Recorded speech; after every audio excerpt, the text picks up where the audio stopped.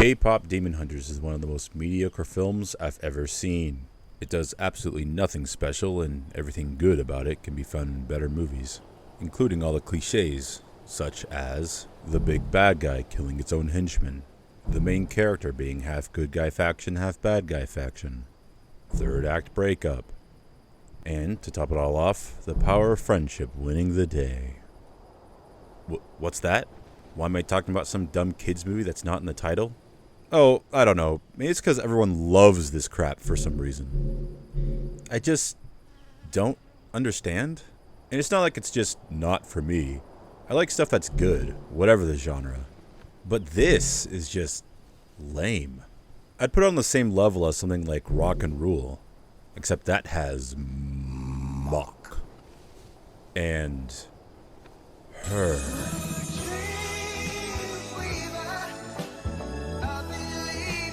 She's a babe! Swing! Adi. What? Oh, yeah, and this movie wants you to sympathize with Buddy Boy here, who caused the deaths of hundreds, if not thousands of innocent people who aren't brought back by the end. So, I guess I'd put it lower. Like something you'd find on Tubi, like Snow Queen, Thelma the Unicorn, or the literal reason why God has abandoned us. But, you know, one thing Demon Hunters has over those is the animation is good, on a superficial level. It's trying too hard to be Hotel Transylvania, like every other Hotel Transylvania, but it's good. Gee, it's almost like making something visually appealing and effects heavy makes people shut their brains off and accept utter mediocrity as a masterpiece.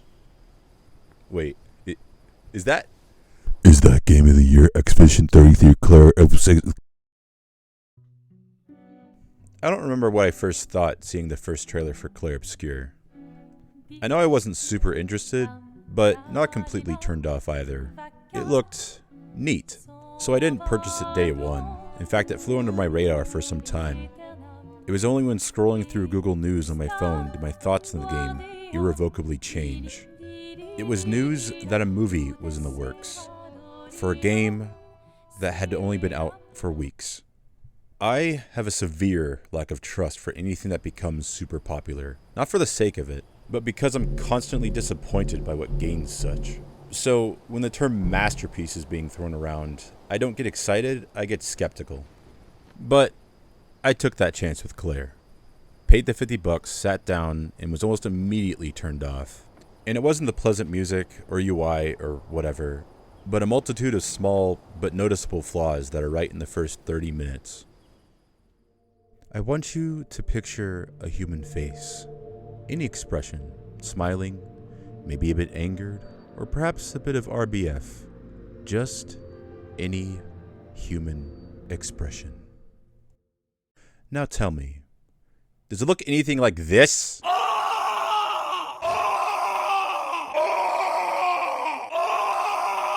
And thus is my first issue with the presentation. The problem with having such high fidelity, such nice Unreal 5 plugins, I mean, such nice lighting and effects that they put a lot of effort into, is that if the realism is lacking somewhere else, like the expressions of your in-game models, or the lip sync of these very cheap-looking dialogue scenes, something you can use with your Lumina converter, it's gonna stand out, and it's gonna look horrible by comparison. That is, if you give a crap about artistic integrity. Now, to showcase another sore thumb of the presentation, let me introduce you to Bald Black Lady, Suspenders Guy, Hat Lady, Dress Lady, Bald Black Guy, with mysterious upside-down cross on the back of his head, Ponytail Guy, who also works in the newsstand, Man Bun Guy, and Girl Child. Why are these guys so important? Well, maybe it's because these 8 NPCs take up a majority of the crowd in the intro of Game of the Year, Clair Obscur. Well, that's just background stuff, you might say. And besides the fact that the game incentivizes you to look around for items and people to chat with, practically making you notice, and the fact that I have a bunch more.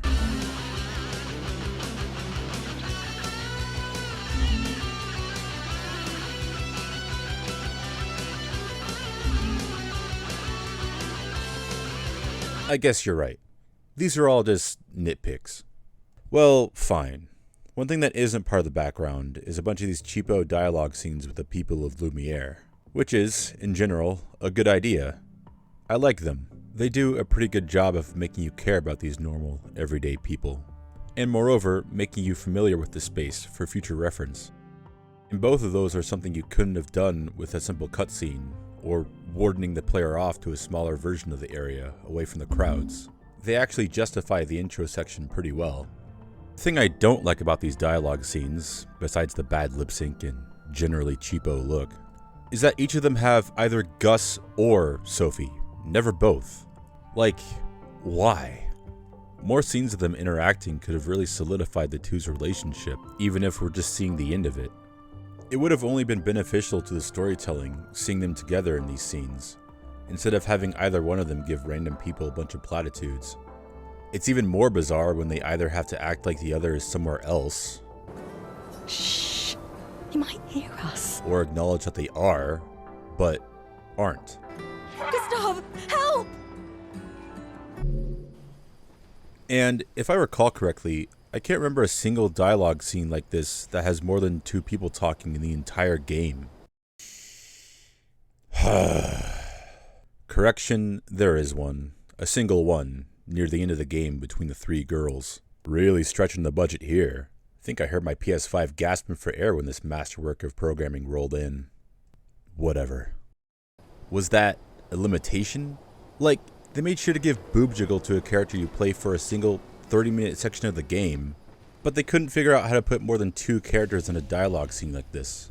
Something that was figured out in Mass Effect, nearly 20 years ago. Guess they couldn't find the plugin for that.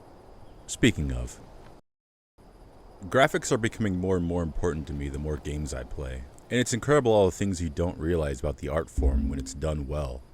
Shadow of the Colossus, Kingdom Hearts 2, Pokemon Silver, all can be called dated, but the graphics of those games are synergistic with the rest of the experience. The graphics were purpose-made with the game. So what I'm trying to say is, the devs of Clair Obscur obviously relied too much on Unreal 5 plugins to give their game a realistic look, but didn't know how to properly utilize and optimize such power and freedom, so hid it under cheap, obnoxious particle effects and reused assets. But that's just a theory. Okay! Character design. I know I didn't articulate myself very well when talking about Claude's design from Final Fantasy XVI, but this is what I'm talking about. Lune is elegant and a bit serious, and that's shown with her design in the suit and tails. Her feet and hands are bare, I assume, because of how she uses her magic. A good synergy of character, world building, and design. Her animations also matching up perfectly well with her overall style. Fucking art. Mael's design is a bit lesser, though, but it being a bit plain could be indicative of her relationship with Gustav, whose design is also the protag basic. We'll just ignore the skin-tight swimsuit they specially made for a 16-year-old, because this game is good, and you can ignore gross shit like this if it's in something good. And then we have CL, the flowing hair tie, the bare arms, the loose pants, the midriff. Her design is shouting one thing, and that's a double scythe-wielding, tarot card-throwing edgelord? Why the hell isn't she a pugilist, or like a monk at least? Her design screams punchy tomboy. Well, she used to be a farmer. Once a farmer, always a farmer. As if. How many farmers do shit like this? Her fighting style doesn't even match her personality, which is calm? You're calm. I guess. And the names of her skills are so edgy. Dark Wave, Twilight Slash, Phantom Blade, Eternal Fate, Endless Suffering, Heartless Angel. Okay, I made those last few up, but they really dropped the ball here. You'd think with her moveset and those skill names she'd be like goth or something, but then the dark hair and the makeup would make her too similar to Lune, so just make her punch stuff, damn it. As for the rest, I don't know. Verso, or who I like to call Buddy Boy, which is a name I give to male characters I don't like, taken from this scene from The Last of Us. Ditto for Buddy Boy over there. Is fine. His outfit looks like an older version of Gus's expedition gear. His face scar and white streak of hair have the dumbest explanations ever. But personally, I had him in the swimsuit most of the game. And no, not because I'm some horny twit. But because it's ridiculous that his body literally does not fit his head. You can see the gap between them. Awful. And just in general, his body looks like a body of a teenager. Probably because the dev team took whatever male body asset they could find on the Unreal Store page and went with it. Minoko is also fine, but he could look like anything, honestly. Kinda odd he doesn't look anything like the other Gestrels, but at least he looks damn good in his suit. Moving away from character design, they somehow made this game look incredibly expensive and incredibly cheap at the same time. But as I said, the cheap aspects look way worse by comparison because of the high fidelity elsewhere. At times, it just looks like one of those garbage, fake Unreal Remake trailers. What makes this worse, for me at least, is that games like Signalis exist with much lower fidelity, but because it has an art style, it will be timeless. Unlike Clair, whose art style is, what, realistic? I personally wouldn't consider world design like this a style. Not that I don't consider world design part of a game's art style, but all this is a bunch of weird geometry and floating rocks. It's not that fascinating. And besides, Dragon Hunters did it better.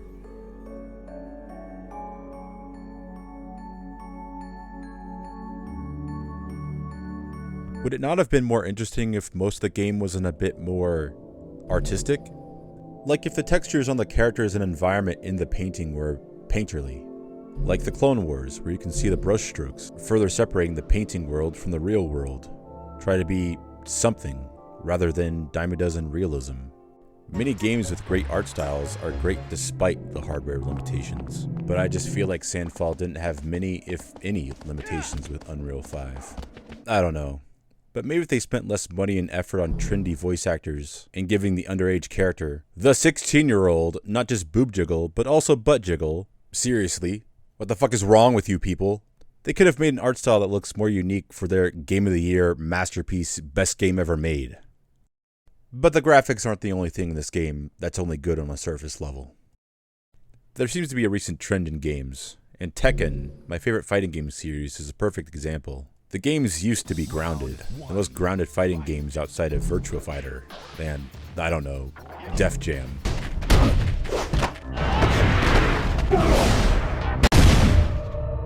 Okay, maybe not. But now in its latest entry, Tekken is anything but. Effects fill the screen, characters have these high-flying combos that make it look more and more like anime, and this is further exemplified by them adding Buddy Boy here, the king of overcompensation at the expense of tone, character, being good. God, this is turning into another 16 rant. Regardless, this is why, playing Clair, I was almost immediately turned off by the combat. I mean, look at this.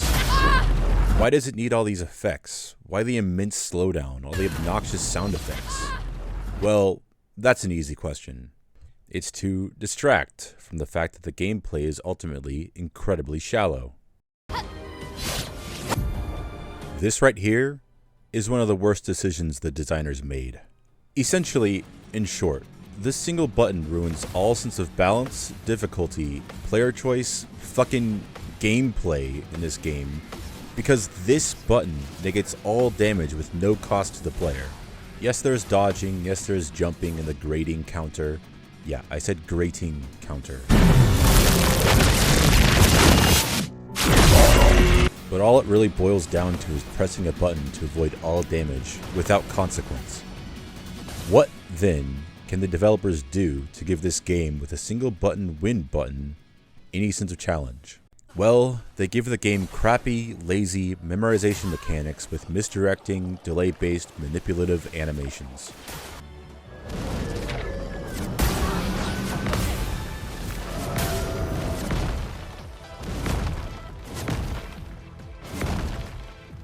This is not difficulty.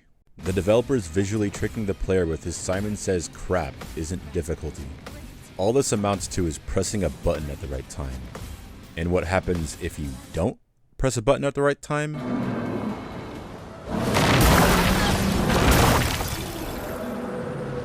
This is shit game design. While yes, you can get all these different weapons and skills and build your characters in all these different ways, it doesn't matter since there's no limited resource in the game like MP, so fights can potentially go on for eternity. As long as you press button at right time, All these stats and builds amount to is how fast or slow you defeat an enemy. Enemies that become trivial once you've memorized their patterns. It'd be really nice if there was a Picto in the game like Last Chance or Second Chance from Kingdom Hearts 2. Skills where you can't die to a single hit or combo, which feel almost essential for critical mode, where a lot of enemies do kill you in a single hit. That sounds pretty familiar. They'd be nice since they'd give you a chance to get used to the enemy's crappy animations. I mean, I got to a point where I dreaded fighting new enemies because I knew that I was going to have to memorize a new bullshit pattern all over again. And again, and again. Press button, do attack. Press button, do attack. Press button, do attack. Press button, do attack. Press button, do attack. Press button, do attack. Press button, do attack. Press button, do attack. Press button, do it. Wait, hey, wait. This shit fucking rocks. There's all these various skills, some purely damaging, others utility, buffs, the bros.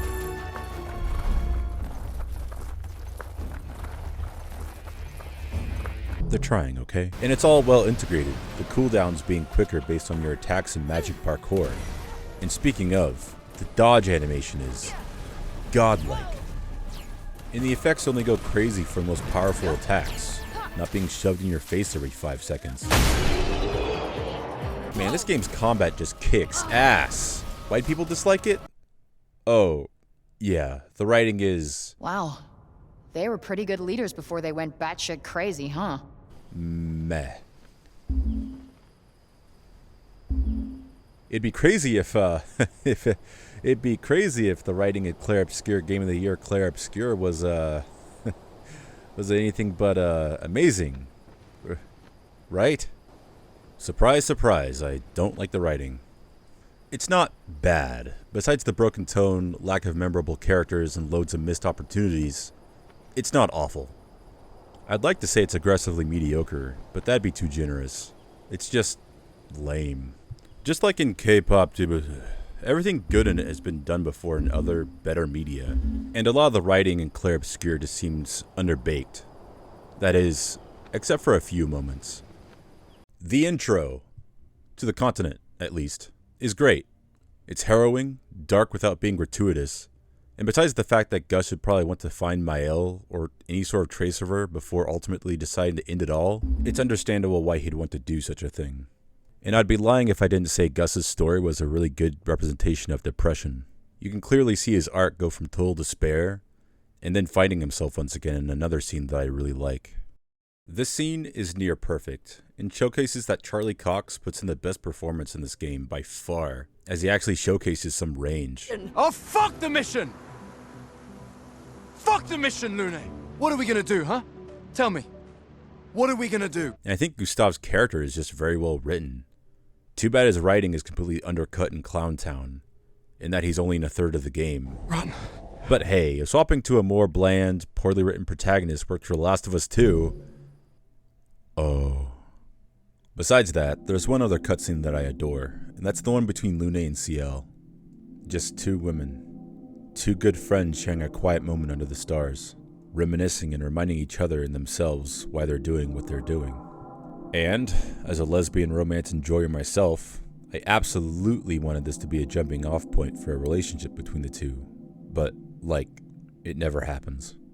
And yes, I realize women can be good friends without being gay for each other. They were roommates. But, come on. What's better? Two women lost in a hostile land finding a safe space with each other romantically. The stoic Lune finally opening up to the cool-tempered CL. Or some obnoxious asshole having fade to black sex. Whatever.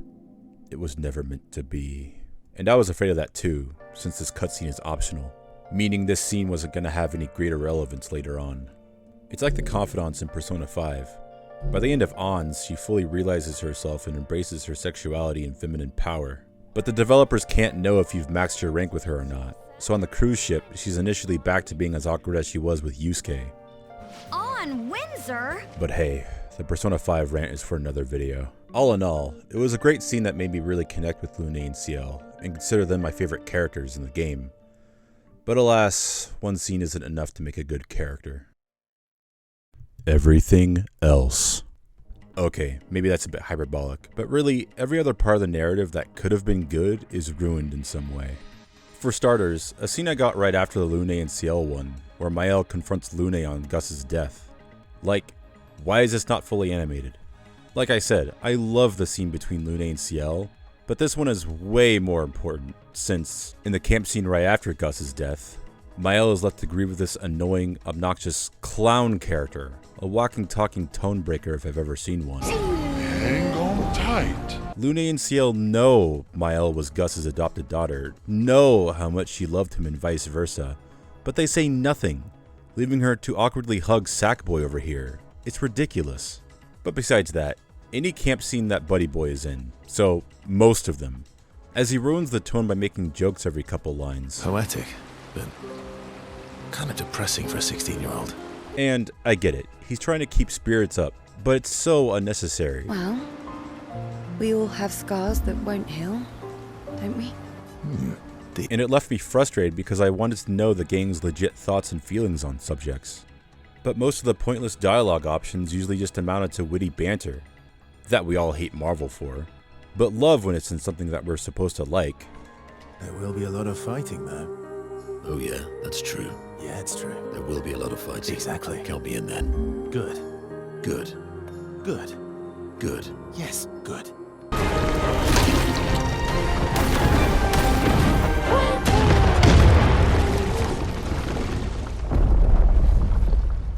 So, wait.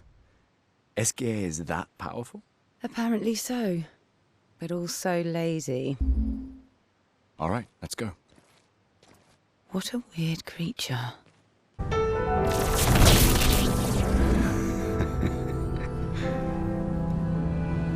You know, okay, here's my rant on tone. A wise man once said, "There isn't a violent on a pinball machine in the first 10 minutes of Ghostbusters." And nor should you have these lines. I'm not angry. Just disappointed. In a game that opens with 2 scenes of mass death, one from some uncaring entity, and the other more physical, all of that causing the then main character to want to end it all. But then you have this. What about you? Well, I woke up next to a waterfall and... We can talk later. Let's get back to Golga. No time to lose. Legitimate garbage. And proof that the writers weren't confident enough in their own story, so they had to add all these jokey moments to ruin the tone. This too is another horrible trend in recent media.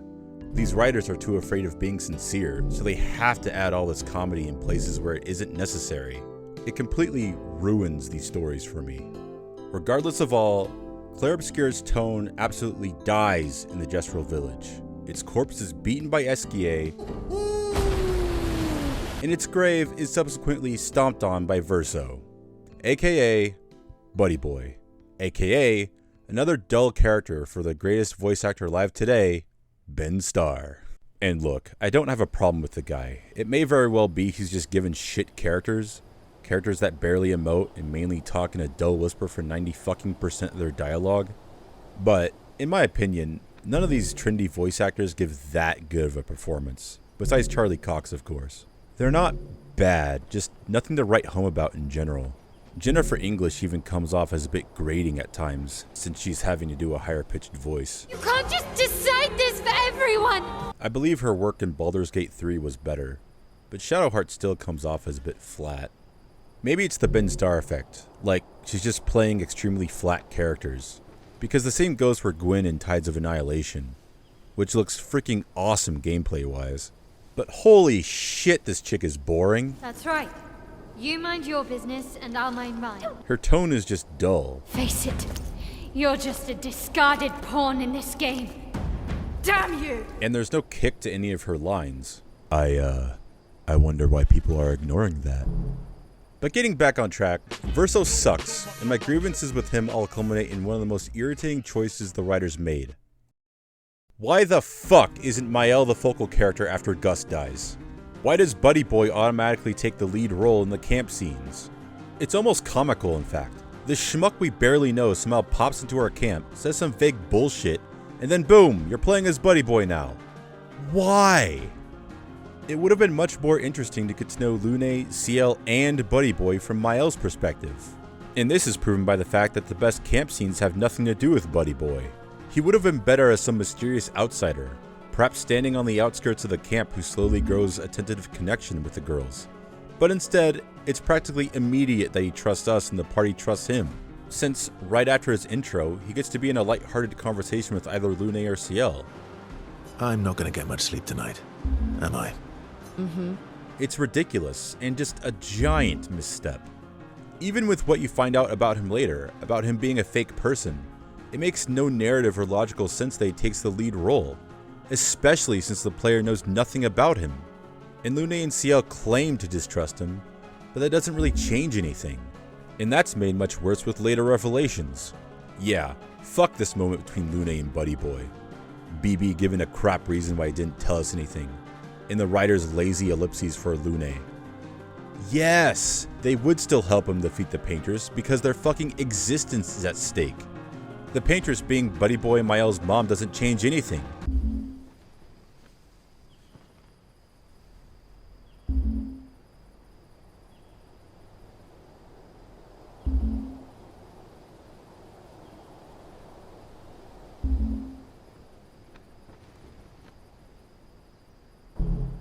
It doesn't stop the countdown. It doesn't bring all our friends back. Or maybe it would've? Like, wait, if Mael knew sooner, couldn't she have brought Gus back? In fact, Mael remembering the power she has could have made this whole ordeal a lot easier. I mean, she brought back possibly hundreds of past expeditioners to fight in Lumiere. Like, could you imagine? The Paintress just turns around from her moping just to be steamrolled by hundreds of fuckers just dogpiling her. But wait. Why was the Paintress, aka Maman, just standing atop the monolith brooding at the vista? Pause. I had to rewrite a bit here because I found out that Maman isn't just brooding just to brood. Renoir is keeping her there, I guess. Which, I mean, is still kinda dumb. Like, if you just let her hang out with fake Buddy Boy, would it really be that big of a deal?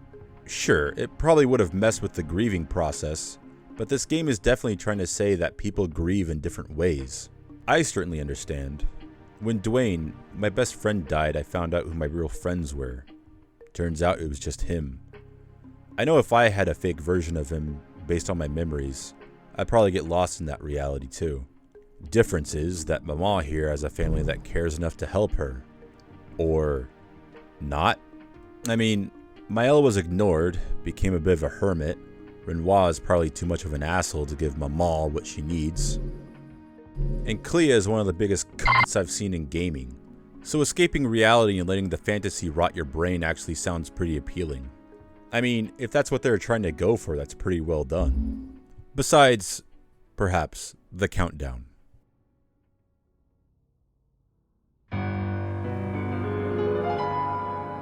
What's the point? To give the painting people a deadline so they know when death is coming, unlike Buddy Boy? Why not kill them all at once? Why not help them even? Help them grow in power and forces so they can stop the real Renoir for her. She could make the fake Renoir go to Lumiere and start a Church of the Paintress or something, urging worshippers to go out and slay the dark god underneath the monolith, who's trapped her atop of it. But I guess at that point you'd have to rewrite the whole thing, and I'm just rambling at this point. Whatever. Back to Clea. Why didn't she help the painting people? Like, at all? Doesn't she want my mom's painting avatar to be destroyed so this whole mess will be over? What's the point of her being such a judgmental, standoffish, uncaring bitch? The only reason those two are in there is because your naivety cost Verso his life. Fuck you too! What's the point? And that's just it. What is the point? I got loads of these problems. Over 50, in fact. I wanted to stop at 33, but there's far, far more. Like, how they established Noko just before the old Lumiere dungeon, who's usually just like not in a scene or anywhere at all, just so we can die in that very dungeon. The fact that the game has to spell out the party's personality traits just because the writers are lazy. Lune's intense and obsessed. Mael is nervous and eager, but you're calm. Or the crappy world building in general, with a lot of things just never properly being explained. Would have been nice if there was like a readable journal we could have read from. It makes sense lore-wise. Or that it's never brought up that Buddy Boy could have been lying about the painter's heart being in the manor. Or the reasonable assumption that he could just be using us for his own gain. Another reason why making him the focal character was a mistake.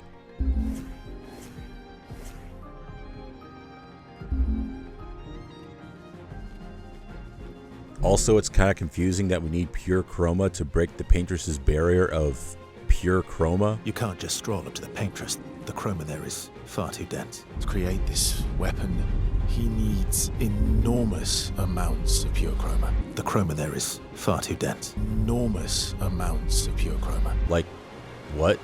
And there's also the fact that fake Renoir has absolutely no reason not to tell Mael the truth, or has any reason to let Lune and Ciel live, but they just had to keep up the obnoxiously vague dialogue so there's intrigue. We are but a fragile dream, a singular weed, resisting, ever resisting, that iron dirt, that eternal law. Those who can't see, those who know not, that they are not. Do you know? We are fellows. Those who know not, that they are not. Or the fact that Ciel, and especially Lune, don't have a major existential crisis over the fact that they're not real. The fact that they're just blotches of paint on a dead man's canvas. This is brought up once, yet it's certainly the most life-changing revelation these two could ever hope to encounter, but whatever. It's a masterpiece, so none of this matters. There's all these problems, all these issues, yet the single one that gets focused on is the endings, which, yes, suck. The bad ending solely being focused on Mael, and not the fact that everyone in Lumiere, and possibly the past expeditioners, get to exist. Mael was right. Grief blinds us. All you see are walls. Is bullshit. And the good ending is even more of a shit show, resolving next to nothing and saying even less in this incredibly slow cutscene.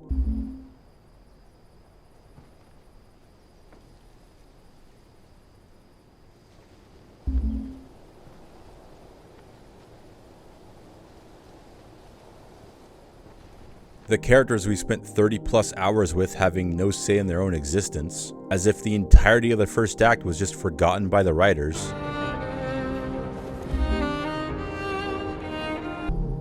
And then there's Clea, one of the most pointless characters in recent fiction, seemingly only here to be obnoxious. Like, seriously, I see no use for a character outside of being an antagonistic, annoying cunt. Her only role in this ending is to look as disinterested as possible, rolling her eyes at her brother's grave, and then being the first to leave.